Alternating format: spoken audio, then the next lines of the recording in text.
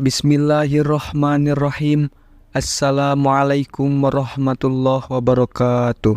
Apa kabar sahabat-sahabat suatu kisah?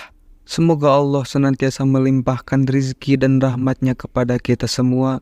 Amin ya rabbal alamin. Pada video kali ini saya akan menceritakan suatu kisah tentang kaum Jabbarun, yaitu manusia raksasa setinggi 22 meter yang hidup di zaman Nabi Musa alaihi salam.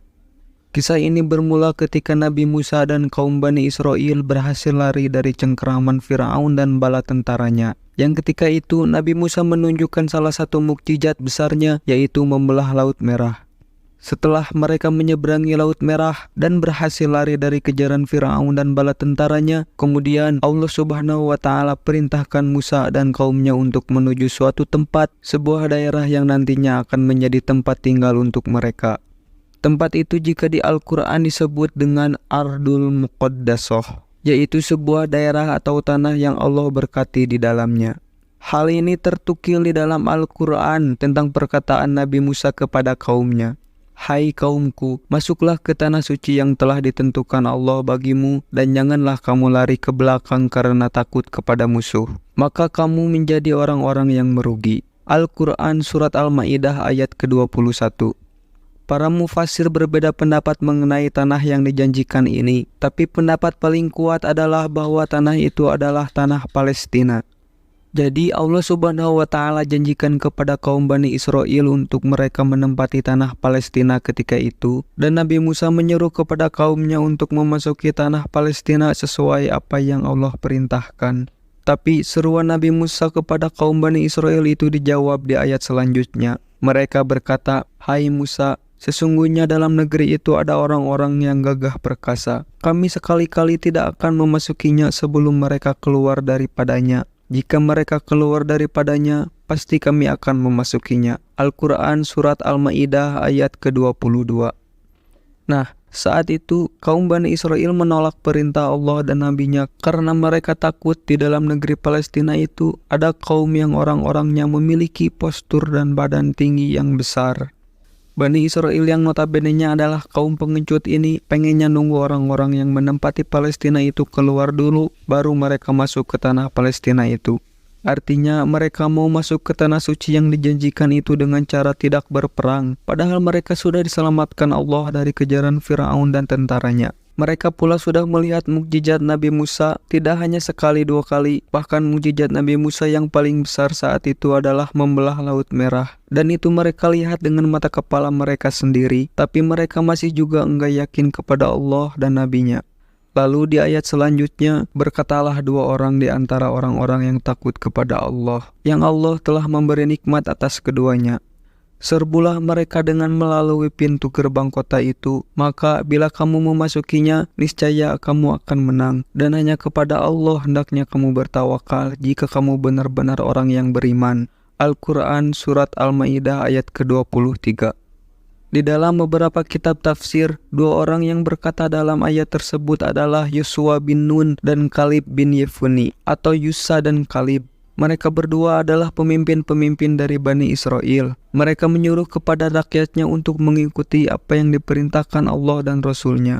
Jadi asalkan mereka mau berperang, Allah Subhanahu wa Ta'ala pasti janjikan kemenangan untuk mereka. Kemudian dari seruan berperang itu dijawablah oleh kaum Bani Israel di ayat selanjutnya. Mereka berkata, "Hai Musa, kami sekali-kali tidak akan memasukinya selama-lamanya, selagi mereka ada di dalamnya. Karena itu, pergilah bersama Tuhanmu dan berperanglah kamu berdua. Sesungguhnya kami hanya duduk menanti di sini saja." Al-Quran Surat Al-Ma'idah ayat ke-24.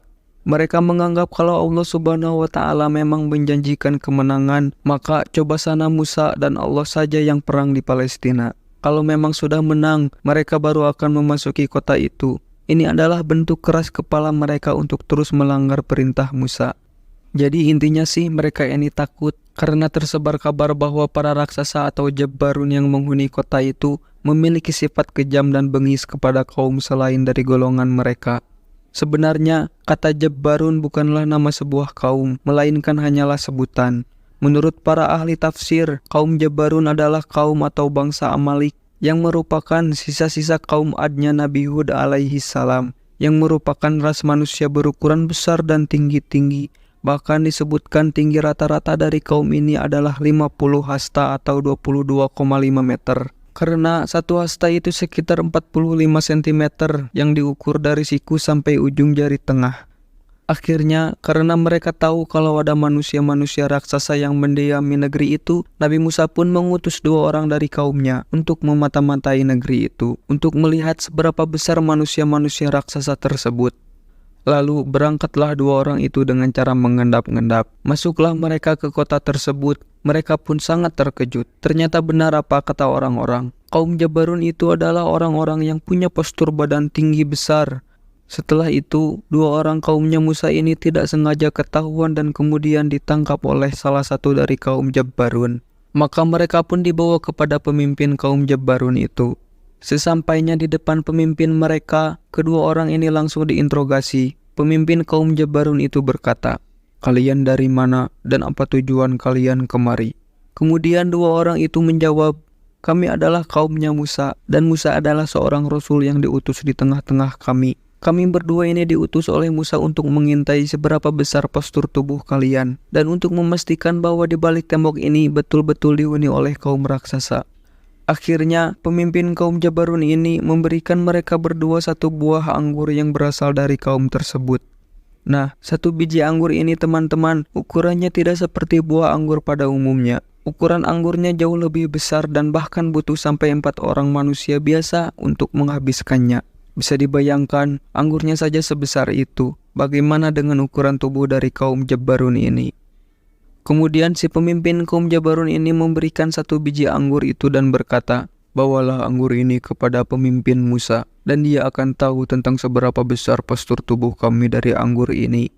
Setelah itu, kedua orang-orang yang diutus ini pulang menemui Nabi Musa dengan membawa anggur tersebut. Sambil menunjukkan anggur besar yang dibawanya itu, mereka berkata, "Wahai Musa, di dalam sana betul-betul ada kaum raksasa yang luar biasa besar, dan mereka juga kejam dan beringas. Mereka tidak akan memaafkan siapapun yang berani memasuki wilayah mereka.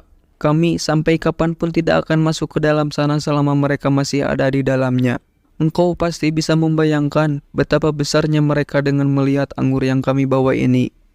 Jadi kedua orang ini kapok dan trauma teman-teman. Mereka berdua nggak mau lagi masuk ke tempat itu. Kalau kita bayangkan anggurnya saja sebesar itu, bagaimana dengan orangnya? Mendengar kabar ini, seluruh kaum Bani Israel menjadi semakin ketakutan dan mereka pada nggak mau berperang. Walaupun Allah Subhanahu wa Ta'ala dan Rasulnya sudah dijanjikan untuk mereka. Asalkan mereka mau berperang, pasti Allah hadiahkan kemenangan untuk mereka. Tapi mereka semua menolak perintah Allah, padahal janji Allah kepada Bani Israel itu nyata. Seperti peristiwa terbelahnya Laut Merah, itu pun yang melakukan Allah dan Rasulnya. Bani Israel hanya diam saja tak melakukan apapun. Semua terjadi karena Allah Subhanahu wa Ta'ala dan mukjizatnya. Ini pun hal yang sama, asalkan mereka niat dan berusaha, Allah Subhanahu wa Ta'ala dan Rasulnya akan menolong mereka. Seperti apa yang Allah firmankan di dalam Al-Quran. Sesungguhnya Allah tidak akan merubah keadaan suatu kaum sehingga mereka merubah keadaan yang ada pada diri mereka sendiri. Al-Quran Surat Ar-Rod ayat ke-11. Tapi sayangnya kaum Bani Israel yang sudah lama dijajah oleh Firaun ini mempunyai mental yang sangat pengecut. Akhirnya sebagai hukuman karena mereka tidak percaya dengan janji Allah, Allah teruskan di ayat selanjutnya. Allah Subhanahu wa Ta'ala berfirman, "Jika demikian, maka sesungguhnya negeri itu diharamkan atas mereka selama 40 tahun. Selama itu, mereka akan berputar-putar kebingungan di padang tih itu. Maka janganlah kamu bersedih hati memikirkan nasib orang-orang yang fasik itu." Al-Quran Surat Al-Ma'idah ayat ke-26. Sahabat, suatu kisah di dalam ayat tersebut Allah Subhanahu wa Ta'ala hukum mereka tersesat di sebuah padang pasir antah berantah selama 40 tahun lamanya. Dikisahkan ketika Nabi Musa dan Nabi Harun kehilangan harapan dari kaumnya karena tak ada seorang pun yang mau menaatinya kecuali Yusa dan Khalid. Lalu Musa berdoa kepada Allah Subhanahu wa Ta'ala dan doanya ini tercantum di dalam surat Al-Ma'idah ayat ke-25. Berkata Musa, "Ya Tuhanku, aku tidak menguasai kecuali diriku sendiri dan saudaraku. Sebab itu, pisahkanlah antara kami dengan orang-orang yang fasik itu." Al-Quran Surat Al-Ma'idah ayat ke-25. Jadi Nabi Musa meminta izin kepada Allah supaya biar Musa dan Harun ditambah dengan Yusa dan Halib yang siap untuk menjalankan perintah Allah Subhanahu wa taala, yaitu berperang memasuki tanah Palestina dan meninggalkan Bani Israel di padang pasir Sinai. Saat itu, sebagian dari kaum Bani Israel yang menolak untuk berperang, mereka berpikir untuk kembali lagi ke Mesir. Mereka menganggap lebih baik diperbudak di Mesir daripada harus mati berperang di tanah Palestina. Tetapi rupanya Allah Subhanahu wa taala tidak mengabulkan permohonan Musa dan Harun. Allah memutuskan bahwa tanah suci yang dijanjikan itu akan diharamkan bagi kaum Bani Israel selama 40 tahun ke depan.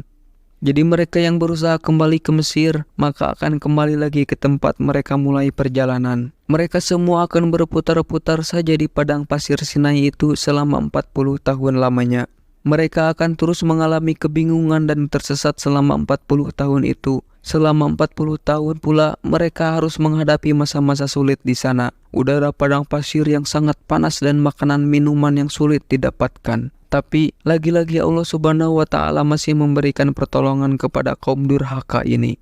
Allah kirimkan beberapa awan supaya sinar matahari yang panas tak langsung mengenai kepala mereka. Kemudian karena tak punya makanan dan minuman, Allah Subhanahu wa taala kirimkan mana dan salwa sebagai gantinya. Mana adalah sejenis madu yang diturunkan Allah sebagai minumannya, sedangkan salwa adalah sejenis burung puyuh yang dagingnya sangat lezat. Burung ini dikisahkan datang dengan cara berbondong-bondong, berhijrah dari satu tempat yang tidak dikenal dan dengan mudah ditangkap untuk kemudian disembelih dan dimakan oleh mereka.